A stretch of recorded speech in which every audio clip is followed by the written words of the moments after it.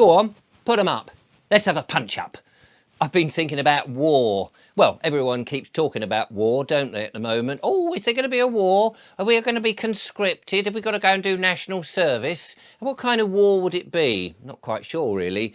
But there does seem to be this sort of war-mongering in the atmosphere. I don't know if you can feel it or sense it or whatever. And I don't even have a television and I don't read the newspapers. I don't listen to the radio. And, well, to be honest, I keep off places like Facebook and other social media, apart from, of course, YouTube. And even then, it's filtering in, oh, there's going to be a war and all of this.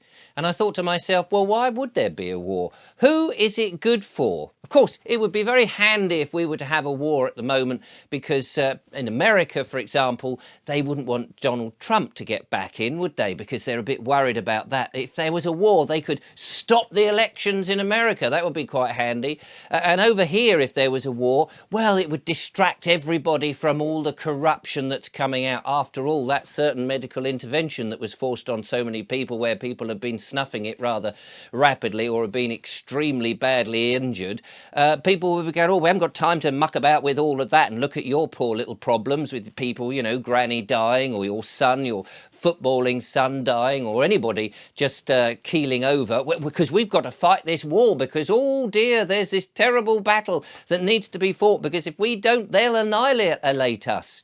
So, yeah, war. Now, the thing is, nobody really, let's face it, has an appetite for war, do they? I mean, I don't know whether you do. That's why I said, put them up. Come on, let's have a punch-up.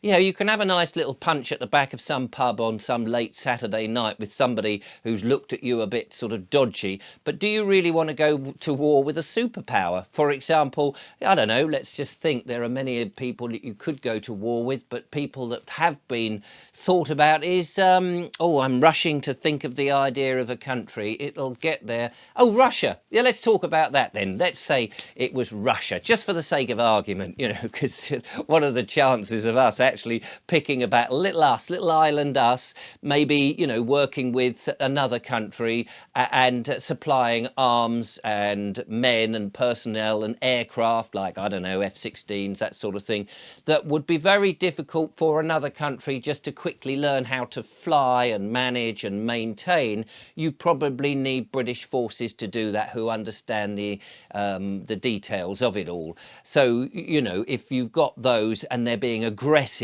that kind of is a bit like an act of war, isn't it? But the people, the lovely people, the kind, benevolent people of this country who, to be honest with you, just want to get back to the land and grow things and have a nice life, get on with their neighbours, not have to worry too much about, I don't know, the problems that we've got in this world at the moment with all the chemical sprays that are going on in the sky and all of that. They really don't want to be dealing with that. They've got too many other things to deal with, haven't they? After all, you know, plenty of their children are dropping down dead or not being very well or whatever it is. And perhaps they'd like to deal with those sort of problems rather than having to worry about, oh, hang on, there's going to be some nuclear war. We need a paper bag to put onto our head. And after all, paper bags are difficult to get hold of these days. Even plastic bags have been supposedly taken off the shelves, haven't they?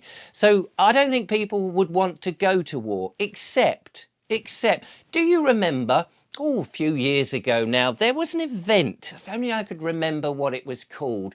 I think it was in September in 2011. That's right, something to do with aeroplanes and pilots that couldn't fly properly. Ended up crashing into a couple of buildings, if I remember, in another country. You might remember it, having to be cryptical because of the platform, you know. And these buildings went poof all the way on the ground and a lot of people died. Now, there's a lot of people who have since said that, oh, I don't think the aggressor was who we were told the aggressor was. I think it was more an excuse, what they call a false flag. And because of that, we all suddenly went, oh, those people, they're dreadful, aren't they? Those nasty people, we better go and have a war with them. And then, you know, there were sexed up documents to give us reasons to do that. Well, it would not surprise me now if something similar happened, that in order to get the public, the ordinary everyday people, to be, oh, I think it's a good idea for little old us to have a big battle and, you know, kill a lot of our own people and others, and cause huge problems in the world, if we have a massive war with a superpower, with a massive, great big superpower, and of course one that we couldn't possibly win. And so in order to get that, there might be, it seems to me, most likely that very soon, after the election, of course, because Rishi Sunak doesn't want to be a wartime Prime Minister, and he's obviously wanted to get out whilst he can, so maybe it will be Starmer who will lead us into it. So there might be this event, a big event that maybe happens in London or somewhere, in which a lot of people get killed, and people will go, oh, that's them. And it will point to this superpower that I mentioned, you know, and people go, oh, yes, we'll aggress. And they'll get all very excited, and then there'll be more sexed up documents, and maybe somebody will go into a wood, you know, perhaps a doctor, maybe a Mr. Kelly or something, and inadvertently take his own life, and it'll all be a bit mysterious. And we'll end up going to war. And yet this would be an inside job, and it won't be who you think it is who's had this act of aggression.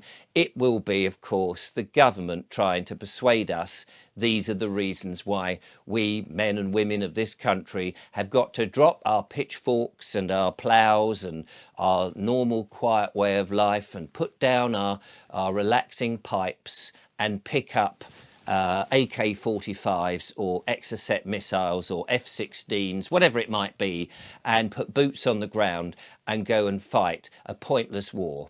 Just like over 100 years ago, we had wonderful men who were persuaded to climb out of the trenches and just basically be torn down.